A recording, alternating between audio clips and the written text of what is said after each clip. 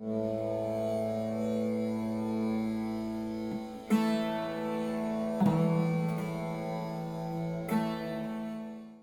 welcome back to everyone.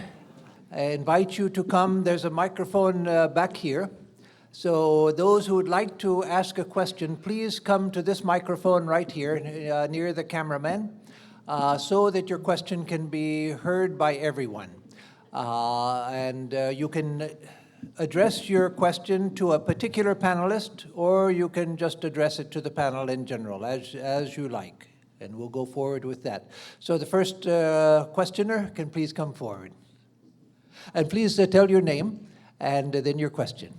Hi, my name is Shreya, and the question that I have for you all today is the fact that I've been thinking, and like in American politics today, you have so many diverse range of ideas, and there's like so many controversial debates. However, the problem is that we don't see like actual productivity. Like there's no work actually getting done. There's no changes being made, and I think the point of today is to discuss. So there's an exchange of ideas, and so we can move forward and make a change. And I think this comes from this theory of the marketplace of ideas, which says that the freedom of expression will eventually lead to the discovery of the truth by society. So in regards to religion, because there are so many religions, there are so many variations of the truth. So the truth as in like the different end goals. So in regards to religion, how do each of your religions address others from different faiths? That's my question. Thank you. Okay. So let me see if there's anyone who wants to begin an answer to that. And if there are two or three who can address that, how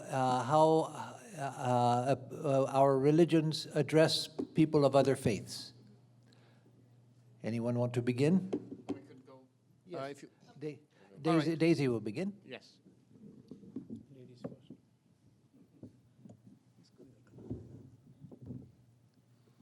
So I had, because I went to Catholic school and had learned about a lot of world religions at a young age, in 2010, when there was a controversy around the mosque, it was all the Islamic Community Center that we wanted to build. I was in a green room on television, about to go on television. It was a very big show. Everybody wanted to know what we had to say because I was behind that project. And Reverend Franklin Graham was in the green room with me, and he walked up to me, and he thought he was being kind to me, and he introduced himself. And because I had had so much reverence for Christianity, and we grew up with nuns, and we loved them, and they loved us, and I had had a very positive experience with Christianity. And also because in Islam we believe in Jesus, and we believe, that he was a word of God, and consider him to be a very significant prophet. That was my worldview. And then he looked at me straight in the eye and he said, I just want you to know that I don't believe a word of Islam. I don't believe in your religion. It's not real. I love Muslims, but I just want you to know that. I was so stunned and I was so angry, not because he was insulting me, but more angry that he was insulting Christianity. That I looked at him and I said, I want you to know, I've gone to Catholic school for 11 years. I've done the Lord's Prayer 3,000 times in my life. And I want you to know that you do not represent the teachings of the Jesus that I know. And this is the brunt we are carrying right now on our shoulders as people of different faiths. So not only are we confronting the extremists from within our own religions, but we're also confronted by extremists of other religions who target us. I'm not talking about Muslims. This is going in all directions. A young girl in Pakistan is being accused of blasphemy. I mean, it's happening everywhere. So we have to stand up for what's right. That's what's needed now. And this is why conferences like this are so important, and this is why I'm so grateful to Swami for doing this, because when we educate ourselves, we become natural allies for one another. And so we have to not only stand up for our own religion, we also have to stand up for others and stand up for truth, basically.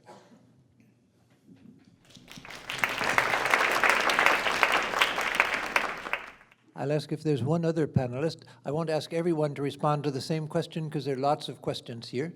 But if there's one other person who would like to answer or to address the same question, since it was a general question to the panelists. I'll say in few words. Okay.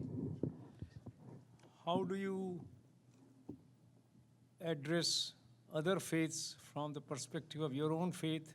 Short answer is with complete understanding and mutual respect. And embrace what you can embrace from other religions and disregard what you're not able to accept. That's it.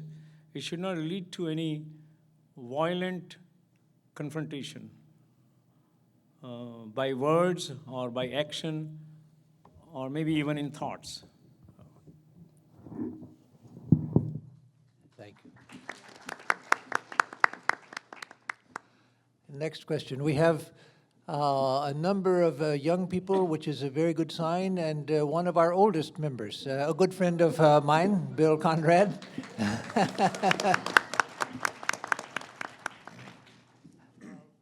My question concerns the nuns. That is to say, the people, when you ask them their religion, they say none. And according to various things I've read, they are the most rapidly growing sect or religion of the modern time. And how do we bring our ideas of religion to people of this persuasion? That's my question. Thank you, Bill. Very good question. Can I ask Tony to hazard an answer? Instead of just waiting for someone to volunteer, we'll move down this way, if you don't mind, Tony. No, not at all. I'm sure you can do it. I think the best way to at least attempt that kind of teaching or that kind of sharing is to live out our faith with such genuineness and integrity that people can't help but see it in you and each other. So it's not going to help to try to teach through teachings and curricula and things like that. That certainly helps in certain settings with certain audiences, with certain community members. But I think the best way to reach those who discount any faith whatsoever is to live so genuinely that they can't help to see it in you, and therefore they're something in their mind is attracted to you, and maybe they'll explore more. I think that's the best way to do it. That's a beautiful answer, beautiful answer.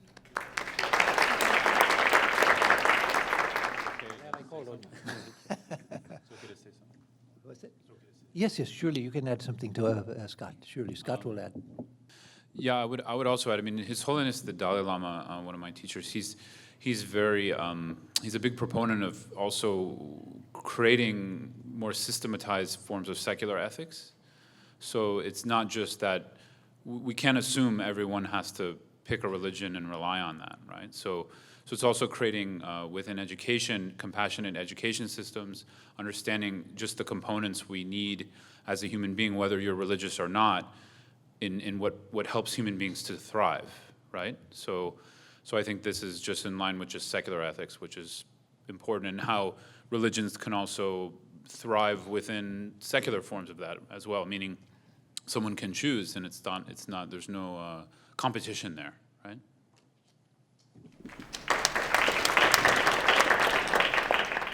Thank you, Scott. Shall we move to the next question? Yes.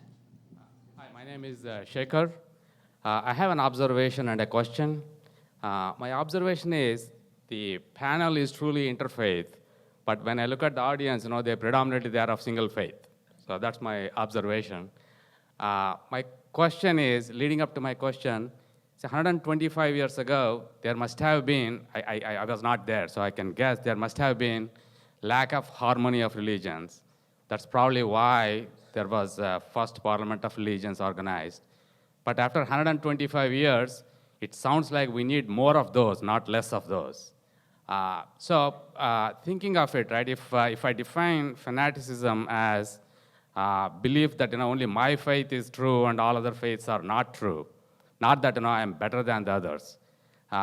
So given that kind of fanaticism, for each of you, in your own congregations, how do you detect any fanaticism of that kind, and how do you address those in your own congregations?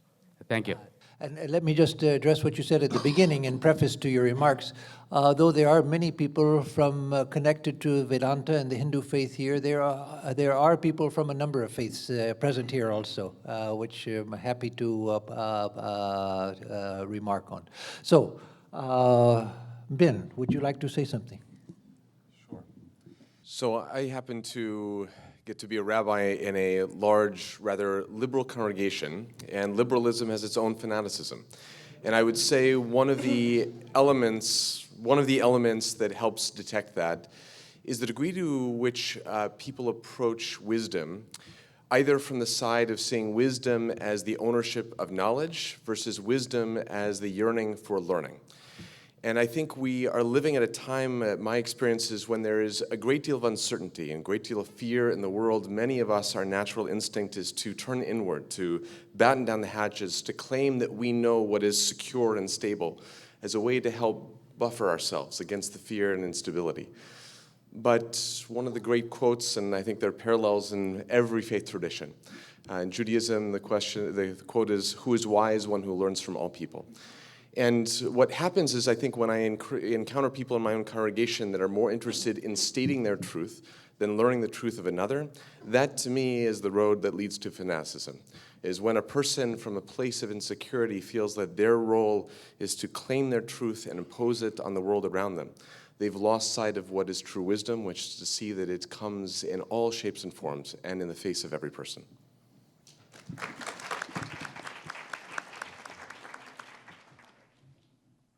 Would you like to add anything to that? Or? I had an interesting experience in the World Parliament of Religions. There were 1,400 speakers. Sometimes I felt there were more speakers than people in the audience. But 1,400 speakers and multiple sessions. But in all of that, I tried to pick a few which would be interesting to attend. One of them was by an evangelist. And the subject was, how do you include evangelists, he meant Christian evangelists, and other exclusivists in interfaith? And that hall was packed. Everybody wanted to listen to that. So this is a subject that people are interested in. So how do you deal with exclusivism in today's world? And he started off by saying almost something exactly like what Daisy Khan was just saying. He started off by saying, I'm an evangelist, and I clearly tell you that I don't believe in interfaith. But, and his angle was very interesting, he said that I still feel that evangelical churches should be connected to other churches. Does not matter what our particular belief systems are. And he gave in very interesting strategies. How do you include, and very counterintuitive. For example, he said, don't even use the word interfaith. From my point of view, it's wrong, interfaith. So we identified a particular problem. I asked him a question that I understand that it is that you have to be right. And everybody wants to be right, and that's okay. But is it equally important for you that everybody else has to be wrong? And he said, unfortunately, yes, that's true. But the interesting thing he said was, that should not be a barrier. It's a belief system. And we could still engage at multiple levels. For example, he said, get into activities with our church, on a human level, on a social level. And then the belief systems can take care of themselves. So that was an interesting experience I wanted to share.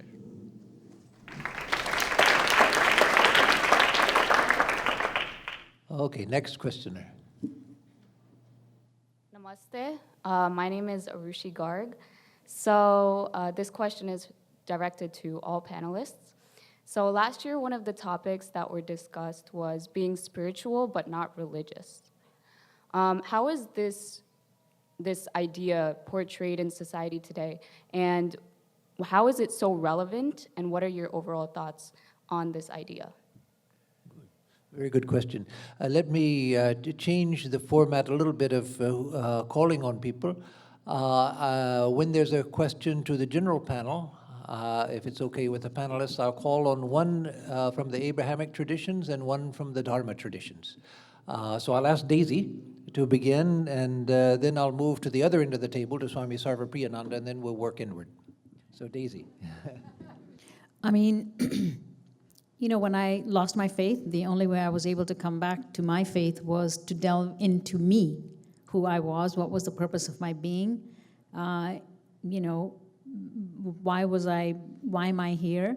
And those are some of the questions that get answered when we go deep into our own spirit. You know, we tap into our own spiritual being. I think that, but yet, when you manifest that out, we are in need of a community, and we are in need of a structure.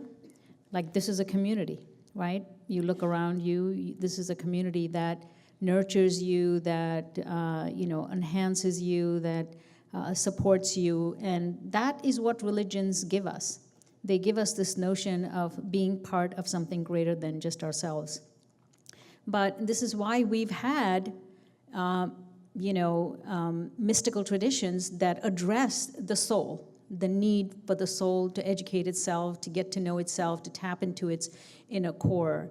And at the same time, we need those structures, you know, like going to the mosque and being part of a community and community centers and the need for that, so that we can be part of something that is just beyond ourselves. I have seen recently that many people want only the spiritual part of it because they think that religion in general, or organized religion in general, is not addressing the needs of humanity, whether it is justice, oppression, poverty, and all this other stuff, and people are going inside of them. That's great news. If more people go inside of them and they self-reflect, they will come out shining, and they will be able to do their own work and be an instrument of change in the world. So I tell people you have to do both, but really you have to start with the spiritual first for your own self.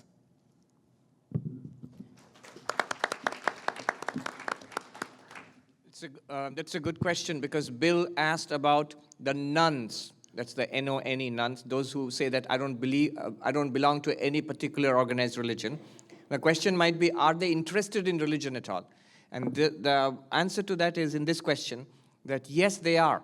Many of them would say that we are spiritual. We are interested in the questions, just that we don't want the organized religion part of it. So they describe themselves as spiritual but not religious. As Daisy said, often this spiritual but not religious is the path that many young people today take to serious religion, to becoming seriously spiritual, religious. Sri Ramakrishna, his view on this is very interesting. You know, he considered different religions to be paths, equally valid paths to the realization of the ultimate reality. And he said, Jato mat tato pad, as I said, as many faiths, so many paths. But also he said, in another place, the path itself is not important, point one. Point two, but you have to hold on to one seriously. Look at this. He says, the path itself is not particularly important. And this is exactly what the SBNR, spiritual but not religious crowd, is saying. But the second thing he said was, you have to hold on to one sincerely. So if you follow the spiritual but not religious approach, it should lead you, hopefully, to choose a particular set of disciplines, practices, traditions. Note that the organized religions, the great traditions of the world, they are not devoid of spirituality. In fact, spirituality is the core of all these religions. So the spirituality that people are seeking is present in all these traditions. In today's world, we live in a world where there's a lot of freedom. The spiritual traditions of humanity are our common heritage. So it's open to you what part of your religion you would like to accept and practice. So my point is, SBNR actually leads back to a genuine form of religious practice. Often it does. Dr. Shailendra also would like to say something on the same subject. Then Learning from the esteemed panelists, I would like to classify spirituality and religious. Spirituality is definitely the core of the religion, and surrounded by it are all the rituals that are done without rational thinking by people. And that's why the young people of today, who are really thinking type people, they get turned off from religion. So any rituals we perform must be done extremely thoughtfully with a rationale behind it. Otherwise, they get turned off. Number two, since I'm a professor, I'm going to ask a question. Question is, how many religions are there in the world? Anybody? 10? How many say 10? 15? 20? More than 20? More than 30? I would say there are as many religions as the number of people. Every person has his individual religion, and we all accept certain things from our own religion and certain things from other religions. I mean, as much as I would say that my wife and I are Jains, but the number of things she accepts and the number of things I accept are different. So there are as many religions as the number of individuals in the world, so there's nothing wrong with secular ethics and secular religion. Absolutely nothing wrong, as long as it leads to the ultimate goal of peace and happiness. That's what it is.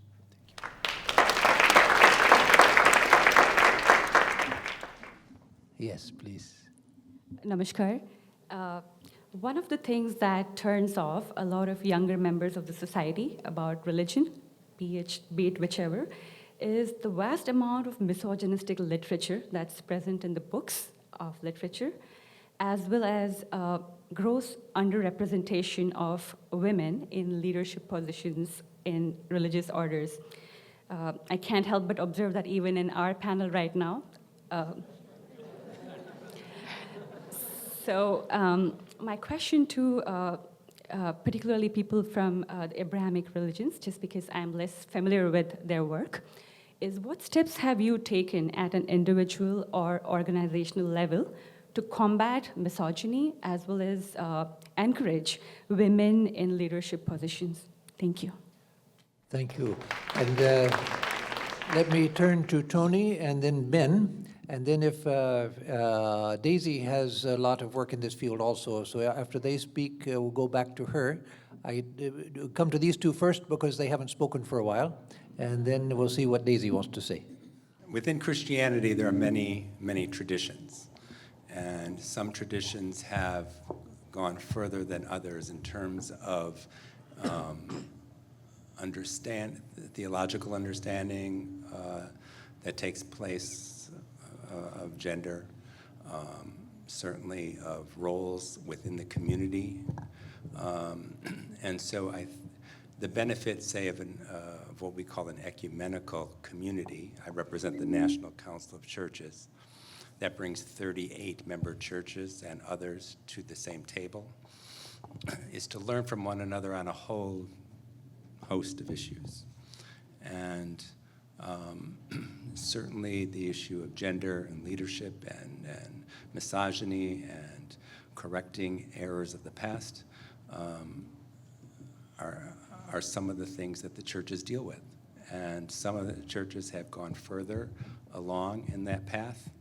And I think it's going to take much longer for all churches to deal with it constructively and rightfully.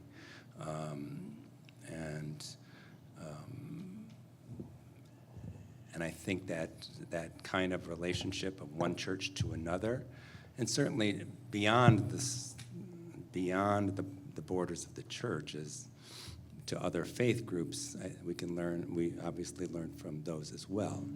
So I think it's probably not a satisfying answer because I can't answer for all the churches.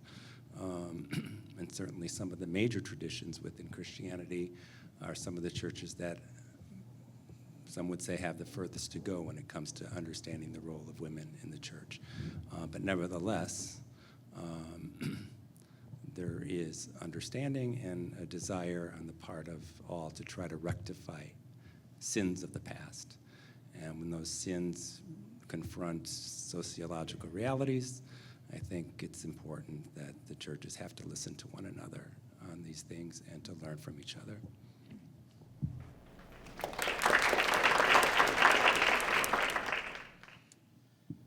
I'm a rabbi in a Reformed synagogue, and for those of you who aren't familiar with the different streams of Judaism, like all of the religions, there are many manifestations of the core traditions. I represent one of the more liberal movements in Judaism, and yet we have only had really 2 generations of female clergy. And part of the ramifications of that is that this is actually still very real and very present. Half of my clergy team are women on the bima and on the pulpit. And yet the problem with that is that we still have many, many, many generations of people that have, when they think of a religious leader, when they think of religious truth, they see it coming out of a voice that's deep and booms. When they envision the divine voice, they think of a booming voice.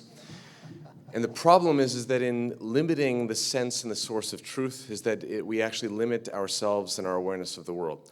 And what's remarkable, though, is I think it is almost inevitable the direction that we are heading. We already see now in Orthodox Judaism the rise of the rabbah, the female rabbi. We get to see that 50 years ago, no daughter would be recognized as a bat mitzvah in this milestone moment of early adulthood. Would never have happened in the more conservative Orthodox streams of Judaism. Now it's all over the place. And part of, I think, what we get to see in this natural progression is an awakening to this understanding that the more limited we make our truth, again, the smaller we make our world. And it may feel more comfortable in the moment, but ultimately we will then see the world flourishing around us.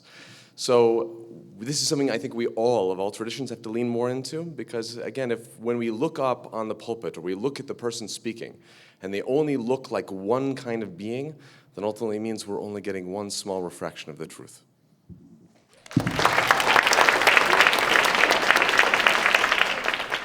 And Daisy, would you like to add something? I will tell you a story about Hagar. Since many of you are not from the Abrahamic faith, but it's worth mentioning. She was the wife of Abraham. She was a slave, but she gave birth to his son Ishmael, and then there was a family quarrel, and God instructed him to take her and move her away from Sarah, and he was instructed, and so he took her to a desolate valley, which is Mecca right now, okay, in Saudi Arabia. And when she was there, she was in a desolate valley with scorpions and snakes, and God only knows what else happens in deserts. And so she looked at him and she said, "Has God asked you to leave me, do this?" And he said, "Yes." She said, "Well, if God has said that, then he will take care of us." So Abraham left, and she was there all by herself, a woman with a little child. The child got thirsty. She ran back and forth, and eventually Angel Gabriel struck the ground, and out came gushing water. When you have water in a desert, you have life. And today, Mecca, Medina, all those places, Prophet Muhammad, everything that Muslims, take for granted came from a sacrifice of a woman. But does anybody ever mention her in any sermon? I'm the only one who's been doing this. I keep saying, even my husband, when he used to give these sermons at the time of Hajj, he would talk about the sacrifice of Abraham. And I'm sure that the rabbi probably has talked about Abraham's sacrifice, right, many times, but no one ever talks about her sacrifice. And this is the story of women everywhere. We have contributed to society. We have been co-stewards with men. We were sent in partnership by God. God says in the Quran, they are your partners. And yet we get relegated. I don't know why. Maybe we women are just humble and we don't voice ourselves, and we are okay with just being behind the scenes. But we get written out of history books very quickly.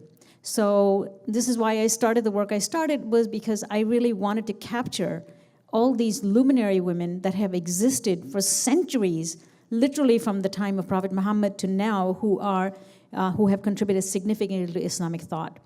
So I will end with one story, another story which maybe you're not familiar with, because somebody asked about secular humanism and the, what do they call them, SBNRs. And so we had a woman in Kashmir, Lal Ded. She was a rebel saint. Many of you may have heard of her. She was a Hindu priestess originally, and then she intersected with some Sufis who had come from Iran, and then she started having a dialogue. She was such a radical, radical in a good sense, that she really believed in the oneness of the God. And so she fused these two traditions together. You know, the best of Brahmanism and the best of Islam. And that's what gave us Kashmiriyat. That's what gave us religious humanism. And because her ideas were so revolutionary and so far in advance, 700 years ago, that they were embraced by the King Zainul Abidin. And that became the core ideology of Kashmir. And that's why we had the Golden Age. So she is recognized, and she is her, you know, there are hospitals, roads named after her, but I still don't see her grave. I don't know where. Every time I go there, I said, where's Lal Ded? Is she like, I want to meet this woman. I want to see her. I want to touch her. But this is, this is our history, but we are in a Me Too movement. When we were not allowed at the table, we are creating our own. And it's not a tall fence of hate. It's a long table of love. And I think that is what we need to focus on. There's a transformation going on in the world, and I don't think it's the persecution of men. I think it's the evolution of men that we're after. Thank you.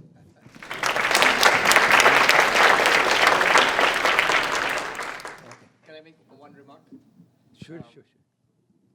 Often I think it is there's something that men do not notice. It's only this morning that I noticed the imbalance in the panel that you remarked upon just now. In the morning, I just thought, oh my God. And then I thought, thank God Daisy is there.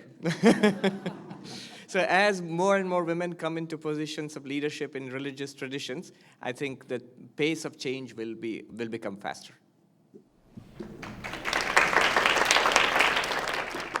Yes. Yeah, my name is Swapun Basu. My question is, looking at the history of mankind, do you think religion has done more harm or more good? Thank you. Okay. Do you want to start with that, Dr. Palvia? Or shall I start with someone else and come to you after? I'll hear others, but I want to make one quick comment if I can, if you don't mind. Okay. Sure. Regarding the last question, I really think seriously about equality of women in religious leadership. And the only reason it doesn't happen is because women do not take the lead. They must take the lead. If they take the lead, then changes will happen. Like Daisy is taking the lead here. Okay. Now, Scott, would you like to say something about the question? Has religion done more good or more harm to the world? I might answer it indirectly, if that's okay with you, by saying I think it's people who are ruled by their greed and afflictive emotions of anger, hatred, delusion, craving, etc., that cause the most harm, no matter what organization they're in, no matter what circumstance they're in. And so obviously religion for the world has been major parts of the power structures of where wealth is held, where privilege is held, where power is generally held. So obviously there's a lot of damage that can come from there. But I don't know if I'm not maybe a person to answer that directly if it's done more harm. But I would definitely say sometimes we mistake, obviously I think a lot of us know this, the organization it's driven by people, right? So then when we understand when it's people driven, then we can also make change through those very people. We can make change through educating people in pro-social emotions, compassion, whether they're religious or not. That's my whole point here, right? So I think, again, this goes back to some of the previous questions where so many people my age and younger, I mean, I'm barely a Gen Xer, are spiritual but not religious, or atheist or anti-religious. I was pretty anti-religious until I became Buddhist. And And so here, I think, again, it's the failure of some of our traditions to sort of frame and create communities of compassion and well-being, right? And equity. So there is a failure happening, and I think people are recognizing that. But ultimately, we have to recognize and not make it a failure of people themselves or humankind themselves, and how to forward that on the individual level, while holding organizations accountable. Yeah. So I don't know. I'm not really answering you directly, but I would say, again, it just goes back to that thing where no matter what we do, whether we call it a certain religion, once something becomes organized, it's driven by the motivations of the people running that organization. Doesn't matter if it's a corporation, a religion, a club, whatever it is. I'll ask Tony also to address the same question. Well, thank you for the very difficult question. I think we were all thinking, ooh, not me, don't ask me. But I think I could unequivocally say that religion has done more good than bad. And the reason I can say that, we have innumerable examples of violence against others committed by those who do it in the name of their faith. Historically, we have crusades and religious wars and any number of things. Today, we have violence in Myanmar, in the Middle East, and in this country that are done by one religious group toward another, or in the name of a religion toward the other. But without religions, we would not have understandings of the things that were spoken of earlier tonight. We would not have the idea of justice and what that is that Ben spoke about. We would not have the idea of community, that we are all part of one community that Daisy mentioned.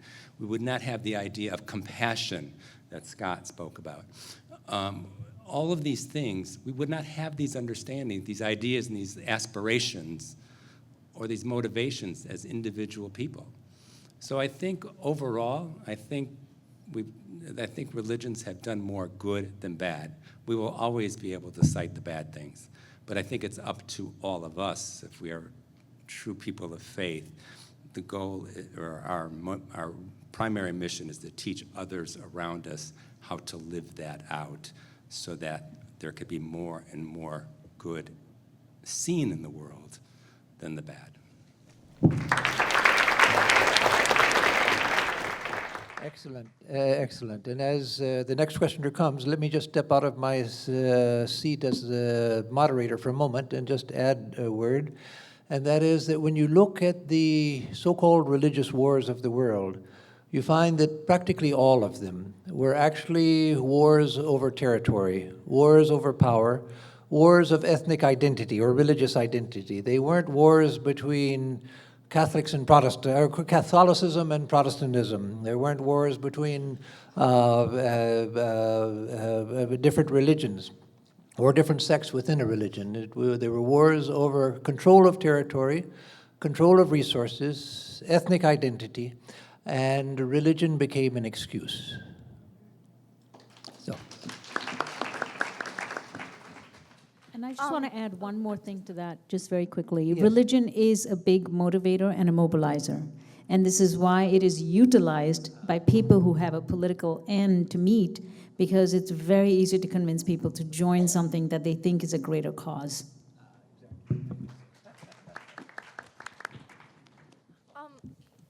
I am actually a senior in high school, so I'm one of the younger members of the audience.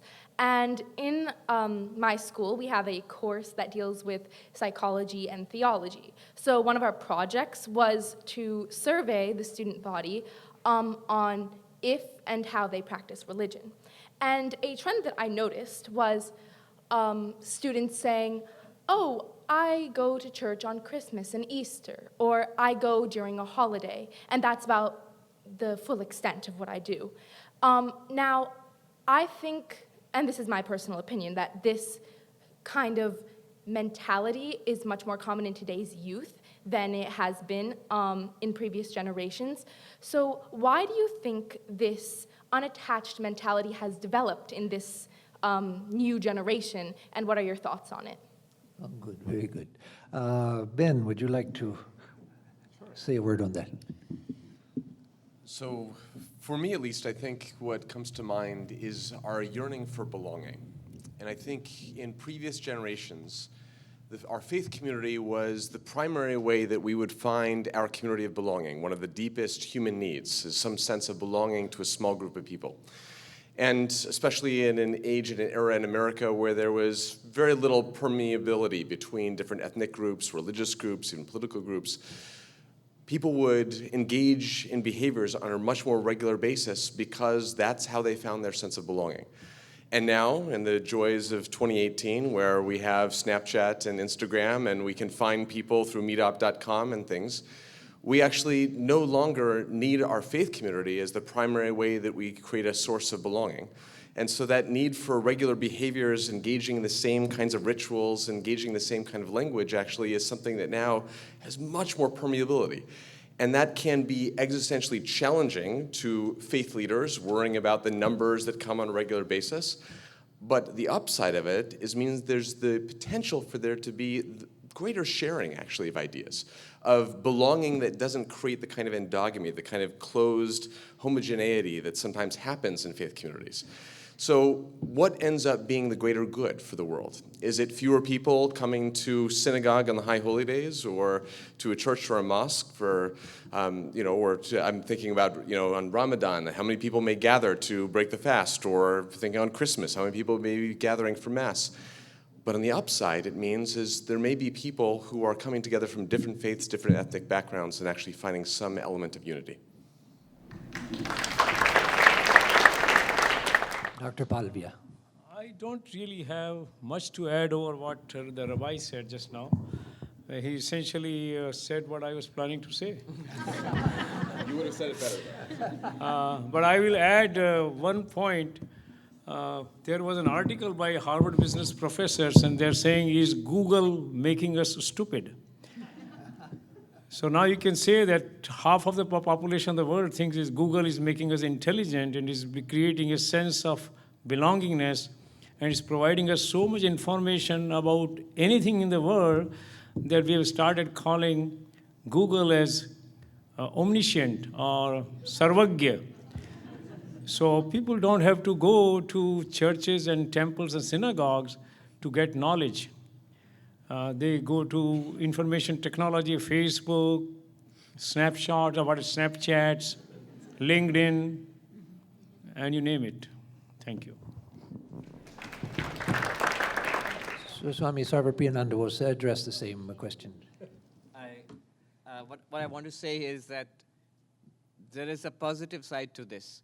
We should ask ourselves now, what is religion needed for? If you don't need it for community, if you don't need it as a source of values. For example, you have civil society. The more advanced Western democracies, you see a continuous decline in attendance in religious institutions and an improvement in the law order situation and in many aspects of public life. So what do you really need religion for? That question comes up. And at least I can speak for myself, from my point of view, I see a lot of hope in this, because the core of religion has been spirituality. And now when people come to religion, they're asking the big questions in life. What is the purpose of life? Is there an ultimate reality beyond this body of flesh and blood? Does God exist? Is there an afterlife? So when you come with these big questions to religion, you are actually addressing what religion is truly here for, and that is spirituality. So, yeah.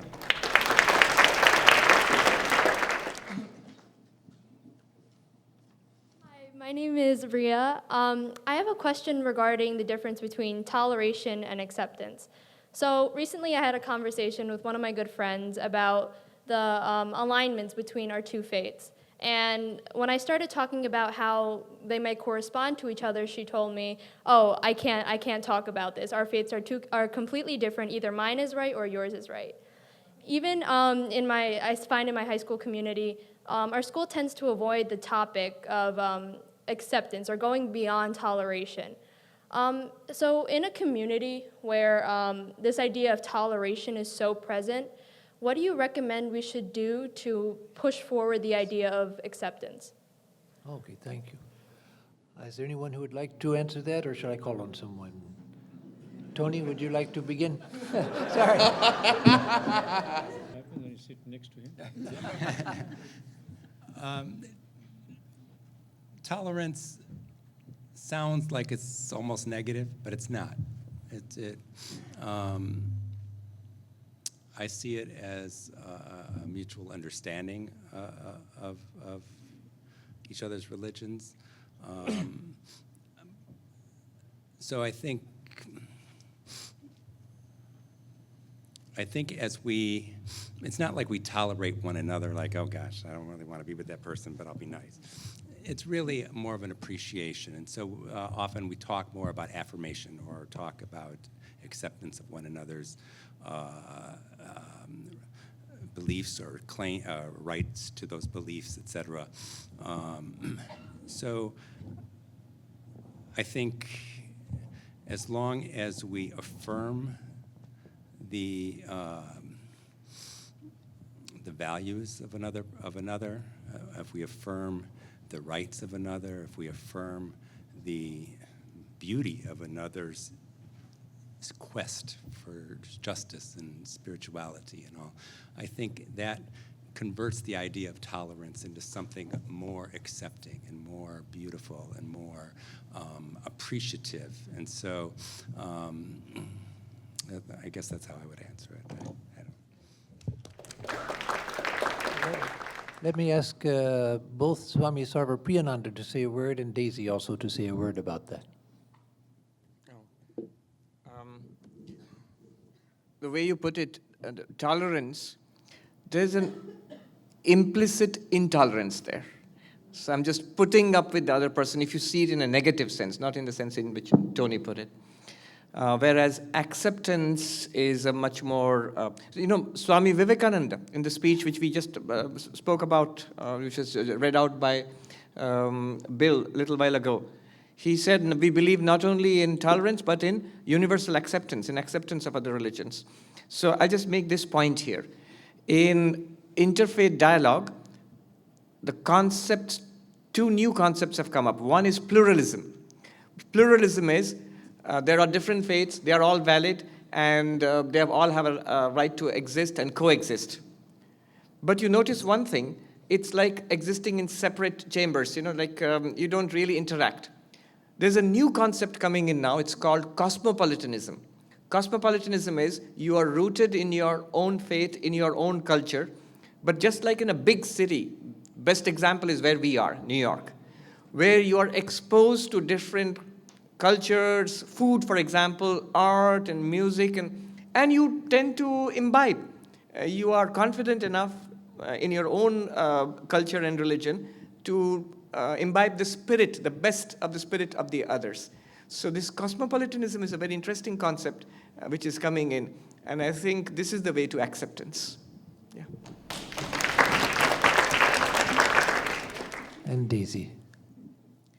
So, from my perspective as a minority in this country, I've made a few observations, and that is that America's greatest challenge is the challenge of acceptance. And that is experienced by almost every religious group. So the founding people of this country, I'm not talking about the natives, I'm talking about the first people who came on the Mayflower, were almost all Protestant. And when the Catholics came into the picture, they basically said, wait, you're not invited to this party, because they were afraid of the Catholics, and they were afraid of what they represented, because they were different than them, until JFK became the president and Catholics getting to normalize in this country. Tony could probably speak better to this issue. But now we consider Catholics to be part and parcel of this country. And then the Jews came along, and they had the same fate, in I would say even worse than the Catholics. They weren't allowed to even build their synagogues in certain places. I know this because of the discussions I've had with Jewish people. So they were confronted with a lot of challenges, and you've seen the hate crimes go up through the roof. So a lot of that is still in the minds of people, in the recesses of their minds. And then guess who showed up? Muslims. Now, we're not part of the white race. We're actually even slightly more different, although majority, 40% of the Muslims are African Americans, and they have been here for, a couple of hundred years. A lot of new people who came, immigrants like myself, we were considered complete newcomers. And so we are fighting that fight of acceptance every single day. So you are witnessing history. And guess who's right behind us? Hindus, Sikhs, and maybe Buddhists, but Buddhists are much more normalized because of Zen Buddhism has a positive image here. So what you have to do, I'm assuming you're a Hindu, what you have to do is you have to create an awareness in your own school, wherever you are. Create a club. That's the best thing you can do. Start small, start a little club, and just start educating people around you.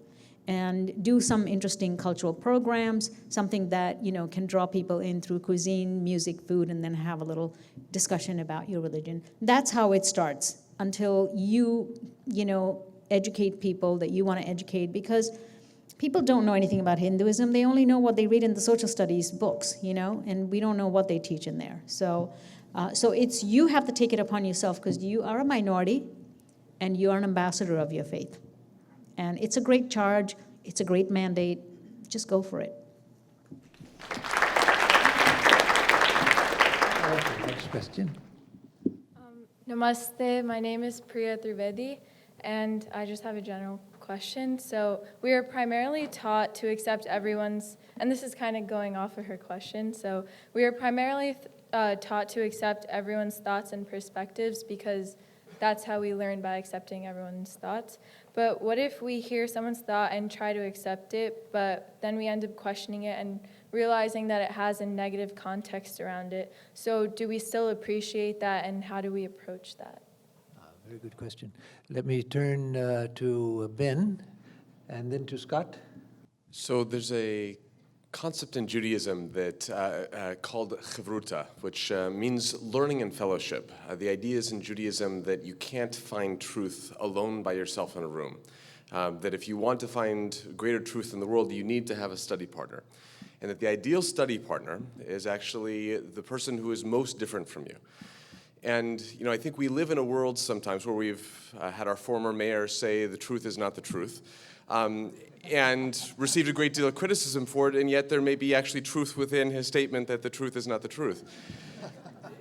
And I think some of what we come to is, I think we feel this binary sense of either truth with a capital T is something that exists that I in particular have connection to, or there's no such thing, and the truth is completely relative, and there is no differentiation between fallacy and truth or good or evil. And I think what's powerful in the idea of a chavruta model is it means that learning has to come from the primary idea of fellowship, which means we need to build relationship. And it's only in relationship that we really can actually come to a place of feeling comfortable enough to step outside of our own zone, our own truths, and be able to perceive those of others. It doesn't mean, and I think this is the cosmopolitanism, it doesn't mean that everything we encounter is a truth that we have to accept ourselves. What I worry about is we are often made insecure or even frightened by those truths that we don't want to accept, that we decide to shut the door and close ourselves off from everything. So for me, I think it all starts with this. It starts with creating spaces where we can build relationship. It starts with investing with the desire to learn. And in that place, maybe, just maybe, we can both expand our sense of truth without having to accept everything that comes before us.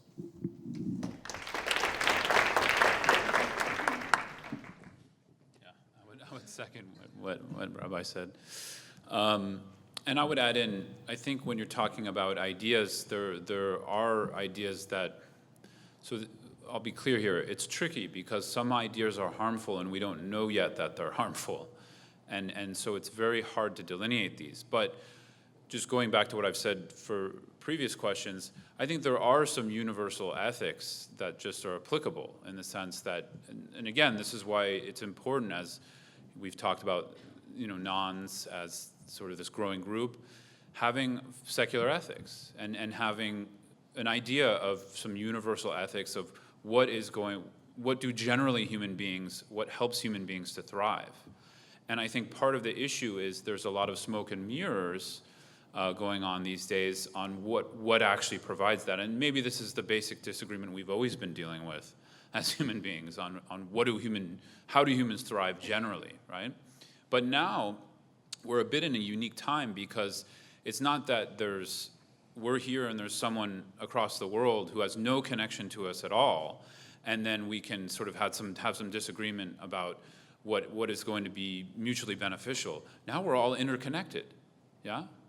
And so the world it's at this point, war is completely outdated. It's not really necessary as a tool, not like it ever was, but it's definitely not necessary now because we can grow our relationships, like Rabbi Ben was saying. So I would say focusing on some ideas around this, and I think from a Buddhist perspective, generally, of course, it's abiding by ahimsa or nonviolence, and here not just nonviolence of body and speech, but of mind, and teaching especially young people how to cultivate that from a very young age, and especially how to cultivate a self-confidence, because a lot of us are losing that because it's being eroded by hyper-materialism and sort of extremely objectified ways of relating to others in the world in very conditioned ways where we're losing our inner joy.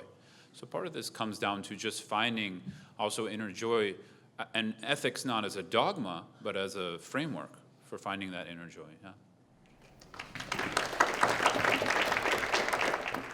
Let me just quote the Englishman G.K. Chesterton. He said, it's good to have an open mind. Just don't open it so wide that your brains fall out. So I'm afraid this is all the time that we have for tonight. Diane Crawford is going to give a vote of thanks, and let me, as she comes to the stage, offer my thanks to the wonderful panelists, a really extraordinary group of people.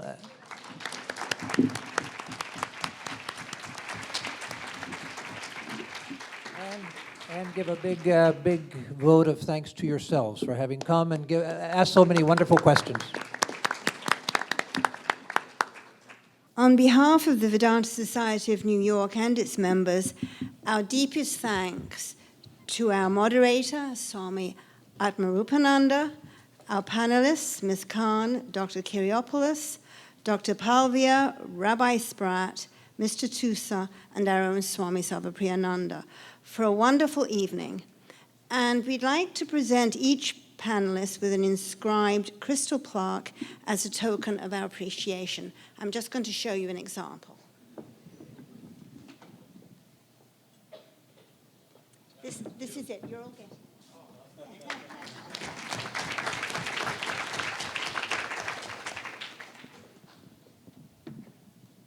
Also, heartfelt thanks to the hard-working conference planning committee and the volunteers of the Vedanta Society who have given so generously of their time and resources. They did a wonderful job.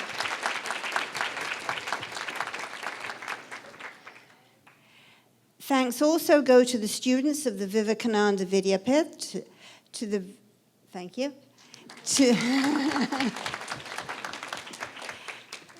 Vedanta Society of New York Choir and Patrick Alexander, who led them,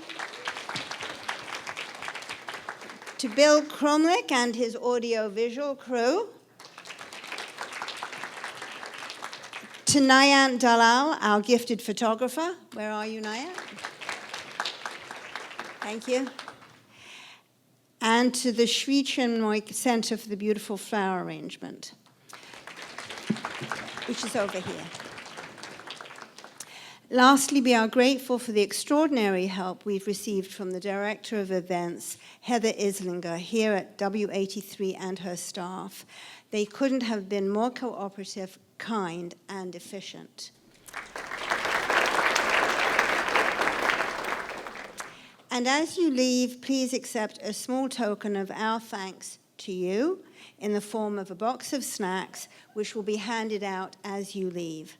And thank you again for spending your Saturday evening with us. Thank you.